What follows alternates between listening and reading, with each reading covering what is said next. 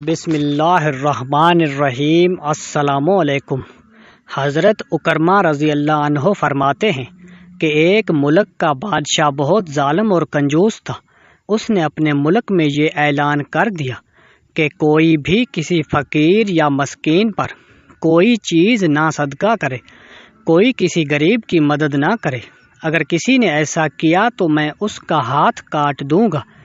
یہ خبر سن کر لوگوں میں سنسنی مچ گئی۔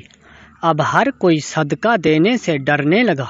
ایک دن ایک فقیر مجبور ہو کر ایک عورت کے پاس آیا اور کہا، اللہ کی رضا کی خاطر مجھے کچھ کھانے کے لیے دو۔ تو وہ عورت بولی کہ ہمارے ملک کے بادشاہ نے اعلان کیا ہے کہ جو کسی کو صدقہ دے گا اس کا ہاتھ کاٹ دیا جائے گا۔ فقیر نے کہا، تم مجھے اللہ عز و جل کی رضا کی خاطر کوئی کھانے کی چیز دے دو۔ عورت کو اس فقیر پر بہت ترس آیا اور اس نے بادشاہ کی ناراضگی اور سزا کی پرواہ کیے بغیر اللہ کی رضا کے لیے اس فقیر کو 2 روٹیاں دے دی۔ فقیر دعائیں دیتا ہوا وہاں سے چلا گیا۔ جب بادشاہ کو معلوم ہوا تو اس نے عورت کی طرف اپنے سپاہی بھیجے اور عورت کے دونوں ہاتھ کاٹ دیے۔ کچھ عرصہ بعد بادشاہ نے اپنی ماں سے کہا، مجھے کسی ایسی عورت کے بارے میں بتاؤ جو سب سے زیادہ حسین و جمیل ہو تاکہ میں اس سے شادی کروں۔ تو اس کی ماں نے کہا کہ ہمارے ملک میں ایک ایسی خوبصورت اور بے مثال حسن و جمال کی پیکر عورت رہتی ہے کہ میں نے آج تک اس جیسی عورت نہیں دیکھی، لیکن اس میں ایک بہت بڑا عیب ہے۔ بادشاہ نے پوچھا، اس میں کیا عیب ہے؟ ماں نے کہا کہ اس کے دونوں ہاتھ کٹے ہوئے ہیں۔ بادشاہ نے سپاہیوں کو حکم دیا کہ فلاں عورت کو میرے پاس حاضر کیا جائے۔ چند سپاہی گئے اور اسی عورت کو بادشاہ کے پاس لے آئے جس کے ہاتھ فقیر کو روٹیاں دینے کی وجہ سے کاٹ دیے گئے تھے۔ جب بادشاہ نے اس عورت کو دیکھا تو اس کے حسن و جمال نے بادشاہ کو حیرت میں ڈال دیا۔ بادشاہ نے اس سے کہا، کیا تم مجھ سے شادی کرنا چاہتی ہو؟ عورت نے کہا، مجھے کوئی اعتراض نہیں، اگر تم مجھ سے شادی کرنا چاہتے ہو تو مجھے منظور ہے۔ چنانچہ دونوں کی شادی ہوئی اور وہ ہنسی خوشی زندگی گزارنے لگے۔ لیکن بادشاہ کی دوسری بیویاں حسد کی آگ میں جلنے لگیں۔ ان کے دل میں یہ بات بیٹھ گئی کہ بادشاہ اب ہمیں اتنی وقت نہیں دیتا جتنی اس غریب نادار نئی دلہن کو دیتا ہے۔ چنانچہ وہ ہر وقت اس فکر میں رہتی کہ کسی طرح اس نئی نویلی دلہن کو بادشاہ کی نظروں سے گرا دیا جائے، لیکن وہ اپنے اس مذموم ارادے میں کامیاب نہ ہو سکی۔ پھر اچانک بادشاہ کسی محاذ پر روانہ ہو گیا اور وہاں اسے کافی دن دشمنوں سے لڑنا پڑا۔ بادشاہ کی بیویوں کو یہ بہت اچھا موقع مل گیا۔